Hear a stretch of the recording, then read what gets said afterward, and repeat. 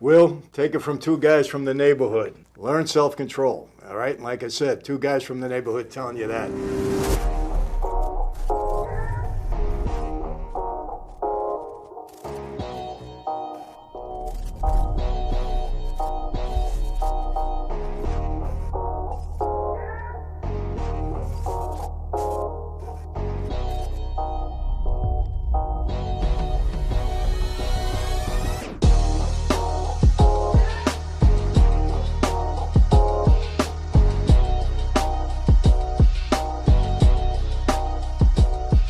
Hey everybody, welcome to another Sit Down with Michael Franzese. Hope everybody is doing well. All is good on this end. Praise God for that. And you know that I'm going to get right into it today. No other stuff but this important subject. You know I did a review. I gave you my opinion, my thoughts on the whole Will Smith thing. By the way, that was the only incident that was able to usurp Ukraine every day. It was so big for 3-4 days.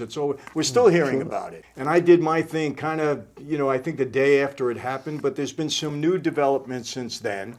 I want to talk about it. I have my dear friend Chazz Palminteri here. He has a take on it. I do, so we want to get into it a little bit. And I think you know what I said. I said Will Smith was absolutely wrong. You don't do that in front of millions of people. Get up. It showed no class. I stated that. I still stand behind that. But some other things have come out, since then that I think we're going to talk about. And Chazz has his own take on it. We're both from the neighborhood, so I think we're going to kind of think alike on this, but we'll see. Okay. At first I thought it was a joke, like everybody. But I saw him take the slap. I said, all right, But then when he yelled at him, I saw, all right, this is not fake. This is real here. I was stunned. And I have to say, like you, there's no excuse. And I come from a neighborhood that's violent, don't get me wrong. But you can't do that. I talked about it on my own podcast a little less. Self-control. Do we live in a society where anybody can slap anybody for any reason? Because of words? That would be crazy. And it's sad, Michael, because he's a wonderful actor. I voted for him for King Richard. You did. He could have, this was his shining moment. He is loved by everyone, kids, adults, white, black, Asian, all over the world. This man would have went to heights like, forget it. And you do that at that moment and destroy all that good faith and good vibes. Why would you do that? Because of words?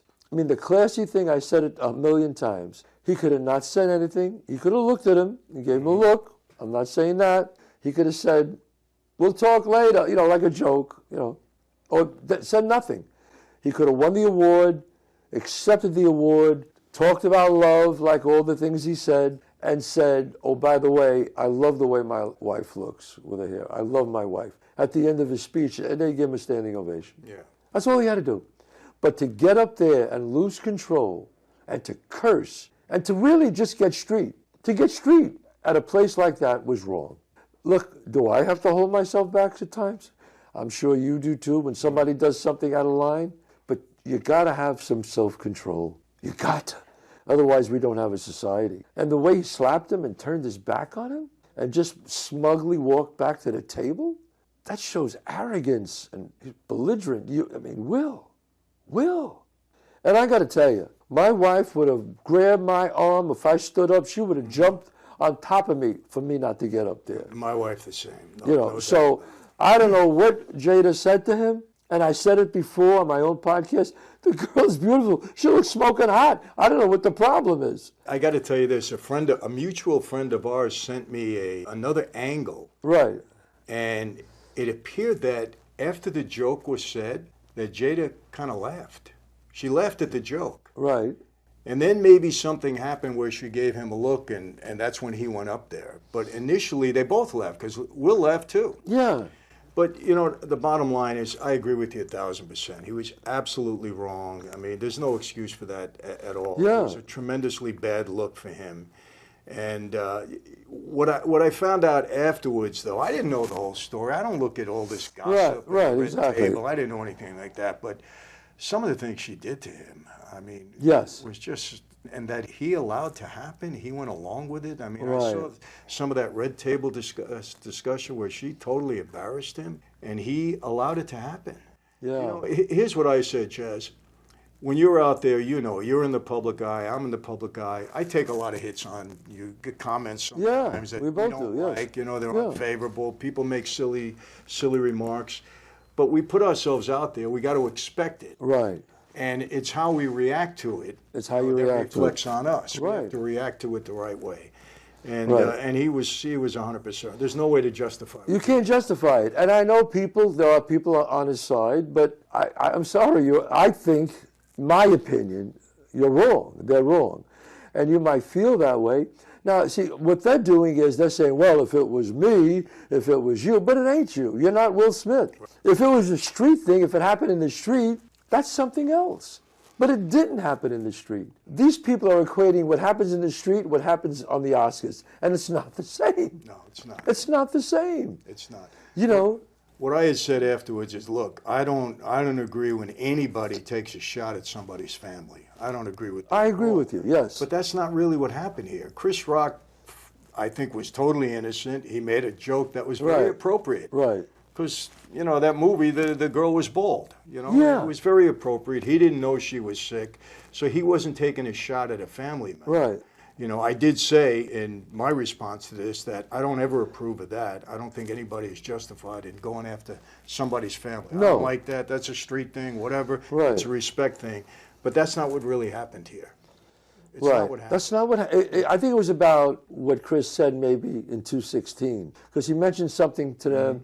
He said Jada boycotting the Oscars, like he was, in other words, saying like, who cares, you know? And I think maybe there was some resentment from that, and this was like the little hole in the dike that just kicked it over. I don't know, but there's no excuse. You still can't do it. You can't do it. You have to act like a gentleman. What do you think's going to happen with him, career-wise, since, you know, you're in the industry, you've been around for a Well, long time? I think it's going to hurt his likability. Before, he was liked by everyone. I mean, I'm telling you, I never heard a bad word about this guy. Yeah. Every actor, me involved, there's always somebody say, you know, that guy's this. He was loved by everyone. Everyone. And now they dropped a couple of, they posted this movie they dropped, another movie they dropped him. They did? You heard that? Yes. I think he was supposed to do a movie for Netflix they dropped. But you know what? What is that in the scheme of things?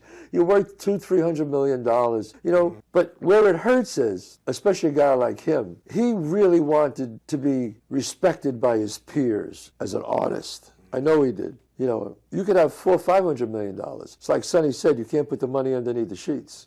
You know, it's like you want the respect of being like an artist, like, you know, look at the career like Daniel Day-Lewis has. He's done a fourth of the movies, but you look at Daniel Day-Lewis, and he has probably a fourth of the money Will Smith has, but to him that's not important. It's the artistic career that you want, and he'll always be remembered for that. Always. He'll have to answer, every time he does another movie, he will have to answer a question. Hey, whatever, that thing would happen, any fallout to that, or is this, they'll show it on TV. It'll live forever. It'll live forever. And he upstaged all those great artists who won the award. You know, Ariana DeBose, who was in Bronx Tale. She was in the musical. It was her first starring role in a Broadway musical. Starring role. She was in The Bullet in Hamilton, but it was her starring role. She was brilliant, and she was brilliant in West Side Story. And she won the Academy Award. Well deserved. A whole bunch of people did so many wonderful things. And it was a great night. And that just overshadowed everything. Everything. And it's sad for them. I felt bad for them, you know. When they think of these Academy Awards, they will think of that moment. And the irony of it happening the night that he wins for Best Actor. And he wins the Best Actor. From one extreme to the other. It was almost like, oh my God, he wins the Best Actor. Yeah. And they all stand up and applaud. And they applauded him, yeah. And so a lot of people really got upset by that. People said, well, how come he didn't leave? How come? Now, there's two reports. Some people say he was asked to leave and he refused. Other people say he was never asked to leave. I don't know what the truth is, so I cannot say. I don't know. Now, I know there's a video going around about him talking about the slap, but I think that's the wrong video.